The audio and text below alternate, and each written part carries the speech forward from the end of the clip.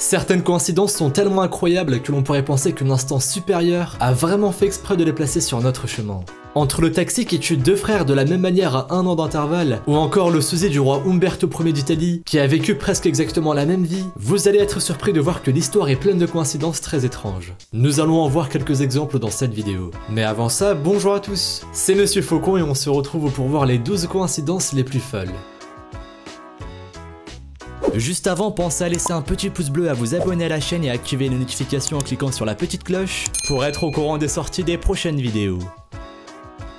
Numéro 1. On commence par une histoire incroyable qui, avouons-le, fait froid dans le dos. Vous allez vite comprendre pourquoi. En juillet 1974, un homme était en train de faire du scooter dans les Bermudes lorsqu'il s'est fait renverser par un taxi. Un an plus tard, son frère est parti sur les mêmes routes en scooter, et il s'est lui aussi fait renverser par un taxi exactement au même endroit. Encore une fois, lui non plus n'a pas survécu à cet accident. Le plus étrange, c'est qu'il s'agissait bel et bien du même taxi et du même chauffeur. Et ce n'est pas tout, à l'arrière du taxi se trouvait aussi la même personne qu'un an plus tôt. Je vous avais prévenu, c'est digne d'un scénario de film d'horreur. Numéro 2. Cette histoire n'est pas la seule coïncidence étrange qui implique un accident de la route mortel. Et oui, en 2002, alors qu'il est en train de traverser la route à pied, un homme s'est fait renverser par un camion qui arrivait à toute vitesse. Il est malheureusement mort sur le coup. Jusque-là, il n'y a rien d'étrange, sauf que 2 heures plus tard, son frère jumeau est en train de traverser la même route 1,5 km plus loin. Et il s'est lui aussi fait renverser par un camion. Vous vous en doutez, il est mort lui aussi, seulement 2 heures après que son frère jumeau. Et exactement de la même façon.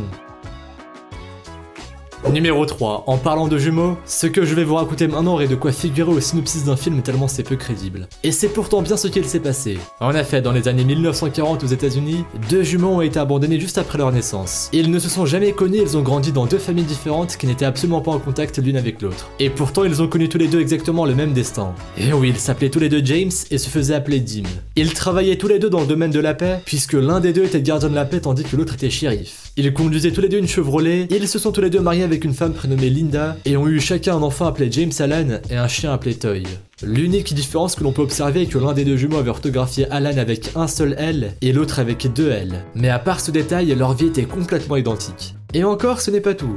Ils ont tous les deux divorcé la même année pour se remarier avec une femme prénommée Betty. Ils se sont rencontrés pour la première fois à l'âge de 39 ans et leur histoire a fait le tour des journaux. Et plus étrange encore, même leur mort a été identique. L'un des jumeaux s'est fait percuter par un camion alors qu'il roulait à vélo sur une route, et quelques jours plus tard, alors qu'il ne savait pas encore que son frère était mort, le deuxième jumeau s'est également fait renverser sur cette route alors qu'il roulait à vélo. C'est vraiment une coïncidence folle.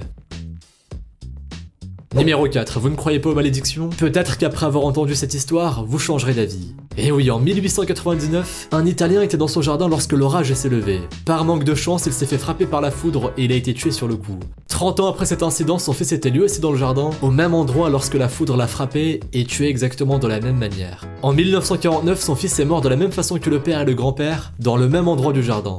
Si ça c'est pas une malédiction, je me demande bien ce que ça peut être. En tout cas, il ne vaut mieux plus s'approcher de ce jardin, surtout les soirs d'orage. Il doit y avoir quelque chose qui attire particulièrement la foudre à cet endroit.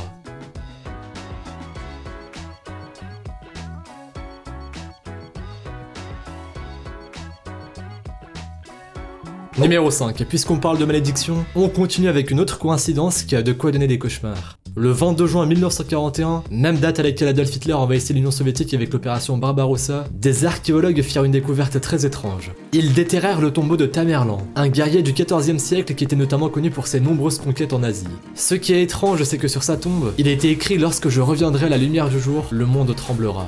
Et c'est précisément ce qu'il s'est passé. Alors on ne sait toujours pas si Tamerlan est un devin ou si c'est une coïncidence, mais en tout cas, ça fait peur.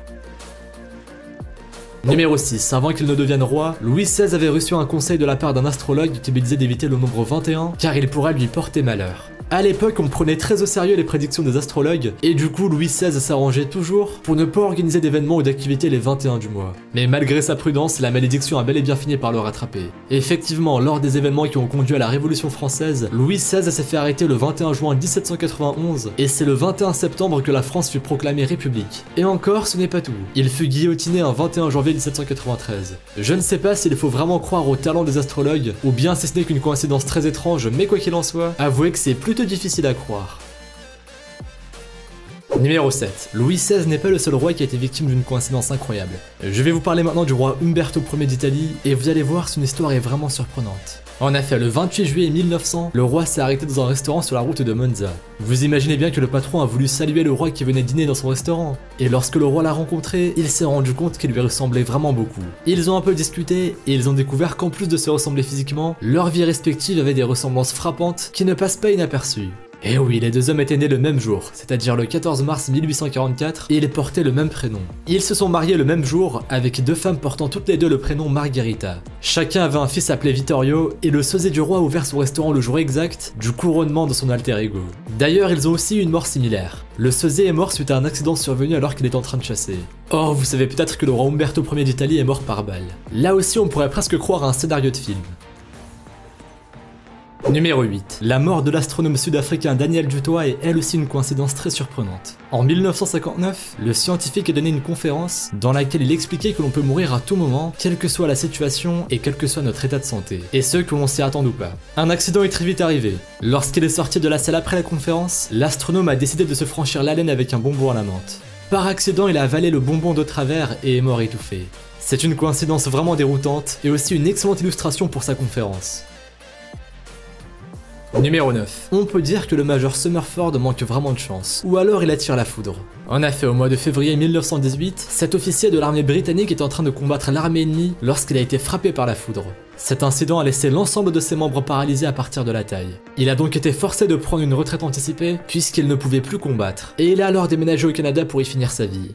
Mais alors qu'il est en train de pêcher en 1924 sur le bord d'un lac canadien, le Major Summerford a été surpris par l'orage. En frappant un arbre à côté de lui, la foudre l'a encore une fois atteint et lui a paralysé tous les membres du côté droit. Heureusement, il ne s'est pas découragé et a entrepris une longue et difficile rééducation, ce qui lui a permis de remarcher plusieurs années plus tard. En 1930, alors qu'il était en train de se promener dans un parc, il fut encore une fois frappé par la foudre, et cette fois l'incident le laissa entièrement paralysé et de manière définitive. Il est mort 2 ans plus tard.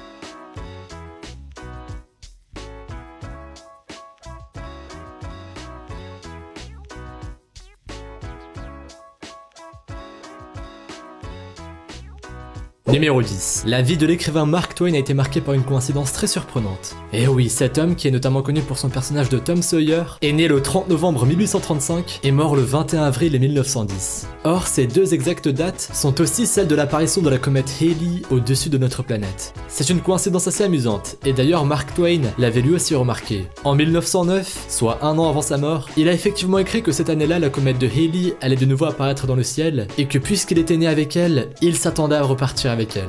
Comme on le sait, sa prédiction s'est révélée exacte. Je ne sais pas ce que vous en pensez, mais je trouve ça vraiment impressionnant. Numéro 11. Parfois, il arrive que l'on soit exactement au bon endroit au bon moment, et c'est ce qui est arrivé à l'acteur Anthony Hopkins. Cela s'est produit lorsqu'il a appris qu'il était choisi pour jouer dans l'adaptation en film du livre La fille de Pritovka de George Pfeiffer. À ce moment-là, il est allé à Londres dans l'idée d'acheter le livre dans une librairie.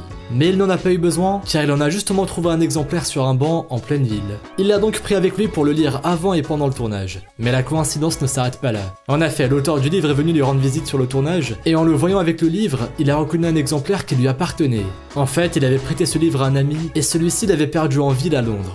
C'est vraiment étonnant. On dit que le monde est petit, en tout cas ce proverbe illustre parfaitement les situations. Numéro 12. On finit ce top avec la coïncidence la plus folle. Vous allez voir, ça fait vraiment peur, il y a de quoi se poser des questions.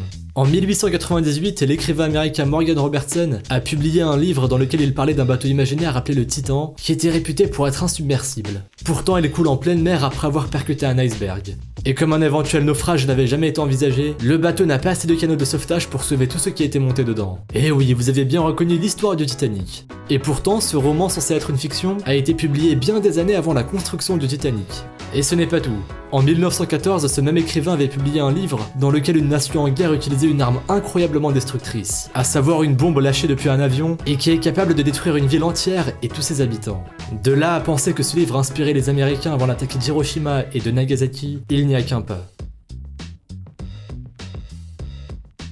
Merci à vous d'avoir regardé cette vidéo. Si celle-ci vous a plu et que vous avez appris de nouvelles choses, n'hésitez pas à laisser un petit pouce bleu, un commentaire et à vous abonner si ce n'est pas déjà fait. Pensez aussi à activer les notifications en cliquant sur la petite cloche pour être au courant des sorties des prochaines vidéos. Et si vous voulez en voir plus, suivez-nous sur Instagram et sur Twitter. Les liens sont dans la description. Vous pourrez y retrouver davantage sur des événements insolites ou bien même sur des phénomènes paranormaux. Bref, je vous dis à la prochaine pour une nouvelle vidéo. Salut à tous!